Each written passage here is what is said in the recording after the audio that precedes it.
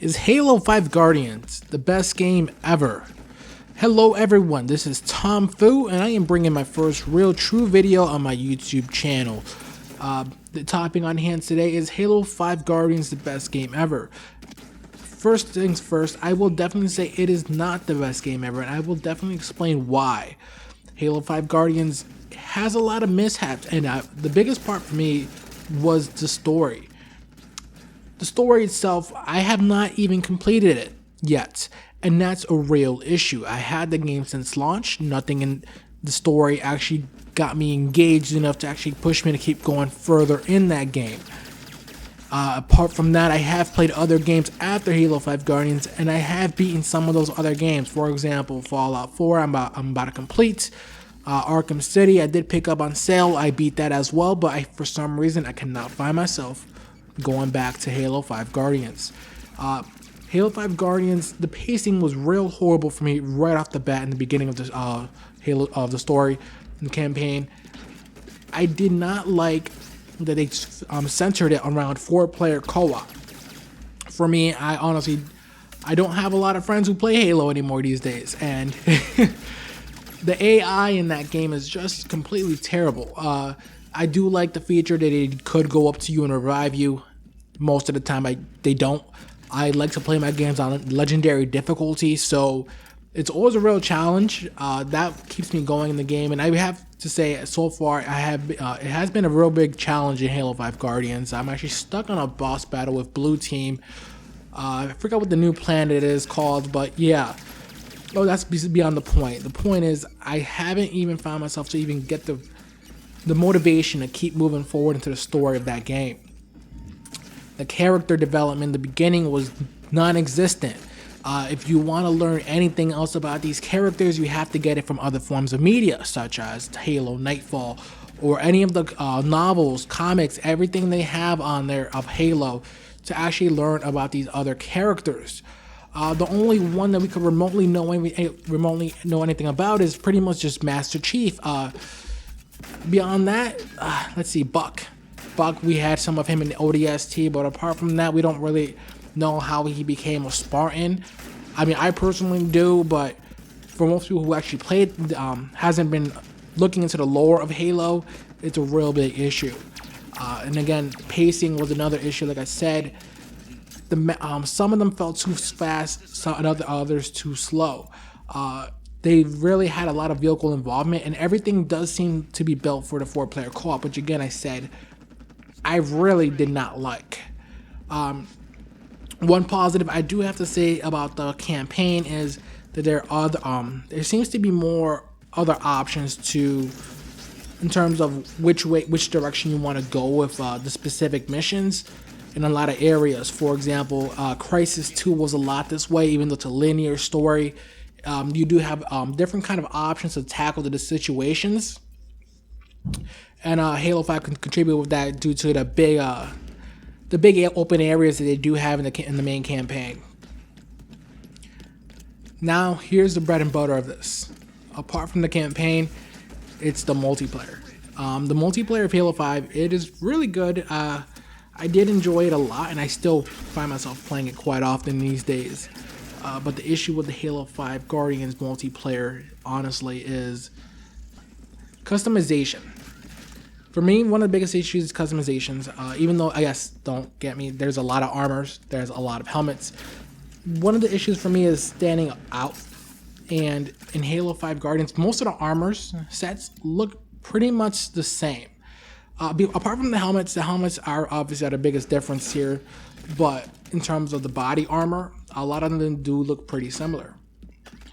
And even the core of the multiplayer arena, it feels like Halo. And that's why I keep playing it, and it's a whole lot better than Halo 4 is, definitely by far. Halo 4 was a pretty trashy game, honestly. I have to say, I did not like it at all. I did not like the 5v5 arena that they had going on for example, for Team Deathmatch. I liked the Halo 5 Guardians did scale that back to 4v4s. To me, this one feels a whole lot more like Halo 2 did, which is easily one of my favorite Halo games of all time in terms of multiplayer. And they just brought Forge in the December update. Was it December? Yes, in the December update they did bring back Forge, and I mean, there's a lot of fun to be had in this game for sure. But again, it's still not the best game ever for me, and I don't ever think Halo could ever get back to that point. And the sales of Halo 5 Guardians, from what they've told us, which is really not a lot, they say the game sold well, but it doesn't seem like it broke any sort of records in terms of most online, let's say, what is it? Most game played online. For example, Call of Duty still has that title. It's not, I don't see that shifting anytime soon. Halo 5 Guardians is a good alternative if you don't like Call of Duty kind of gameplay. But it's a real arena-based shooter, which I do love. And another thing I do love about Halo 5 Guardians is the Warzone. Warzone is great. I love the fact that you can fight AI with, what is it, 16 other, I think it's 16 or 18 other people with 2 teams. I think that's great. Warzone is really well done. Really well done. The only thing I really wish they had at launch was a whole lot more maps for Warzone. And even now, with the Forge mode being out, I would love the ability to create my own Warzone map in Forge. I could see a lot of great potential in that. They haven't made any sort of announcements whether or not that would be possible sometime in the near future. I really do hope that would be the case in this game. With the Forge already, there's already a lot of great stuff. So there's a lot of replayability due to Forge.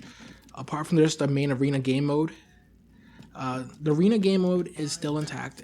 They did eliminate a lot of things that Halo 4 went wrong with. For example, Halo 4 had, what was it, the wreck drops? It was some sort of drops, pretty much like some care package from Call of Duty. And it really ruined the game in that sense. The care packages that they had in Halo 5, it took away true map control that Halo was built upon. In Halo 4, the fact that you could go ahead and pick up, what is it?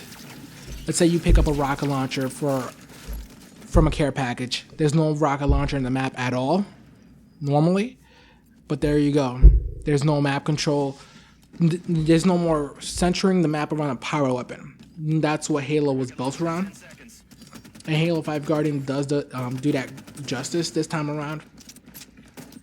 The power weapons actually are power weapons. For example, besides the plasma caster, I do want to say that thing is a piece of crap.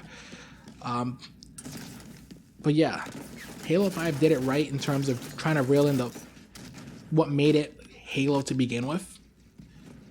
And it feels, like I said, more like Halo 2. Halo 3 was also a pretty good game, and I feel like it even took a lot of good elements from that. I'm sorry, I feel like a lot of good elements from Halo 3 could have came into this game as well. I feel like the equipment in Halo 3 was great. For example, bubble shields, gravity lifts, all that other good stuff. It was fun. And a lot of that stuff would have made this game a little bit more fun as well. But currently, in the current state of this game, can't complain. I'll keep playing it. It's not Call of Duty. As long as it's not Call of Duty, I swear I'm gonna have fun.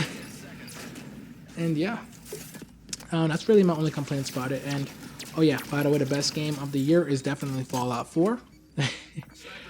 And yeah, that's pretty much the whole entire video. It's not really much of a in-depth look at Halo, or why it would be the best game or why it is not the best game. Honestly, not much research has gone into this, obviously, and there's no scripting as well. It's all free flow. That's usually how I like to make my videos. So if you guys like these kind of videos, I would say hit that like button, subscribe, and be on the look for more videos. Tom Fu out.